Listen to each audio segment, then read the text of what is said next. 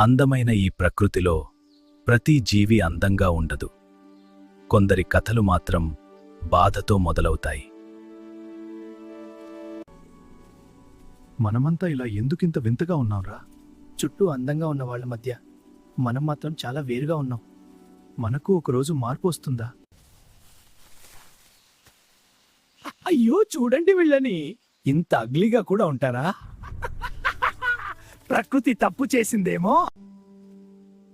మనల్ని చూసి అందరూ నవ్వుతున్నారు. ఇలా జీవించడం చాలా కష్టం.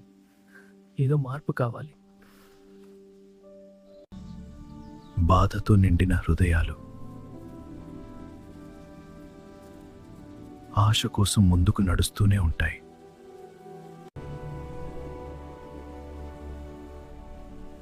అక్కడెవరో ఉన్నారు.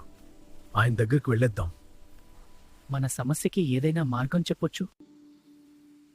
గురువుగారు, మేం చాలా బాధలో ఉన్నాం. మా రూపం వల్ల అందరూ మమ్మల్ని తక్కువగా చూస్తున్నారు. మాకొక మార్పు కావాలి స్వామి. కష్టపడకుండా మార్పు రాదు. భక్తితో తపస్సు చేస్తే దేవుడు మీ కోరిక నెరవేర్చుతాడు.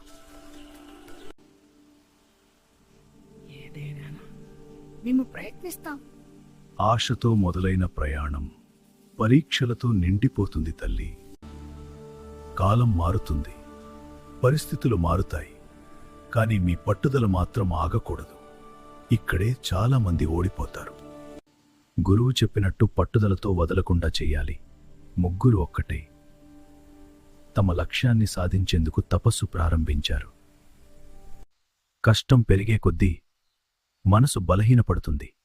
ఇంకా ఎంతకాలం ఇలా చేయాలి? ఇప్పటికే చాలా రోజులు గడిచాయి. ఇంకా కొనసాగించాలా? ఇది పనికిరాని పనిలాగానే ఉంది. నాకు అలాగే అనిపిస్తోంది. కొంచెం ఇంకాస్త సహనం పెట్టండి. ఆ గురువు మనల్ని మోసం చేశాడు. ఇంతకాలం చేశాం, ఏమీ జరగలేదు. ఇంక మన జీవితాలు ఇలాగే ఉంటాయి.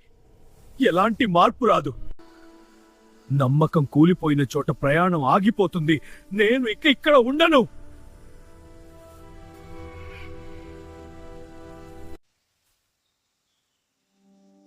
నిజంగానే మనం తప్పుదారిలో ఉన్నామా? నమ్మకం కోల్పోతే ఫలితం ఎప్పటికీ రాదు. నేను కూడా అలసిపోయాను. ఇది నా వల్ల కాదు. ఎన్నాళ్ళని అన్నీ వదిలేసి ఇక్కడే ఉండాలి. ఆ గురువుగారు మనల్ని మోసం చేశాడు. మధ్యలో వదిలేసేవాళ్ళు ఎప్పటికీ గమ్యం చేరరు. క్షమించు, నేను వెళ్తున్నానిక. ఇది నా వల్ల కాదు, నేను చేయలేను. ఎంత కష్టం వచ్చినా నేను ఆగను.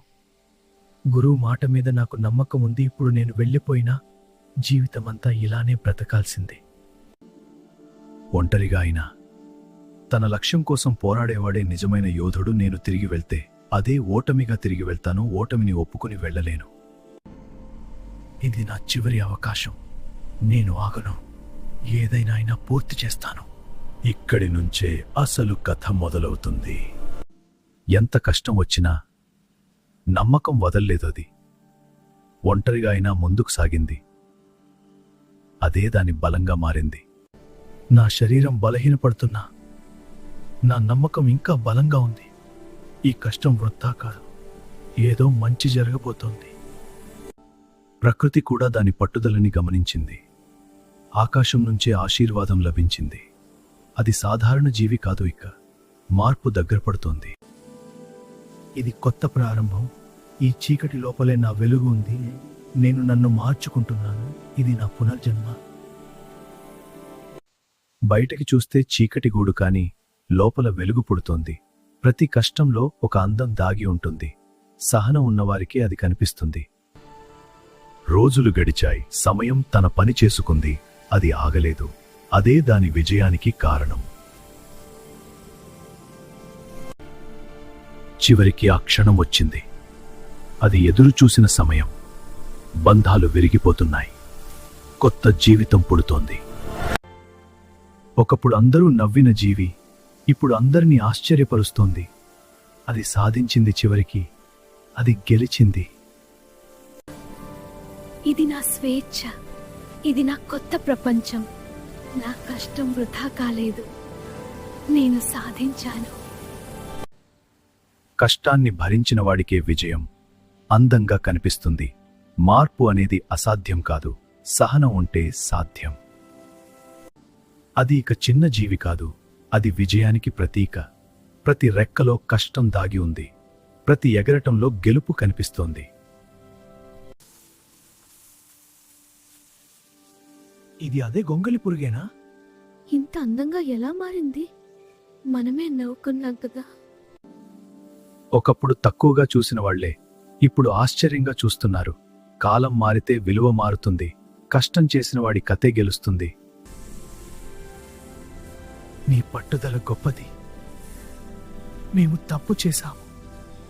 నువ్వు నిజంగా గొప్పవాడివి. ఇంకోవైపు మధ్యలో వదిలేసిన వాళ్ళు ఇప్పటికీ అదే స్థితిలో ఉన్నారు. అవకాశం కోల్పోయారు, కానీ సమయం తిరిగి రాదు. అది మనతో ఉన్న గొంగలి పురుగేనా? మనం ఆపకపోతే మనము ఇలా అయ్యేవాళ్ళం. మన తప్పే. పశ్చాత్తాపం వచ్చినా గతం మారదు. వదిలేసిన క్షణమే ఓటమి. అది జీవిత సత్యం. ప్రపంచం ఎప్పుడూ పరీక్షిస్తుంది, కానీ వదలని వాళ్ళనే గెలిపిస్తుంది. ఒంటరిగా అయినా ముందుకు నడిచినవాడు చివరికి అందరి ముందు నిలుస్తాడు.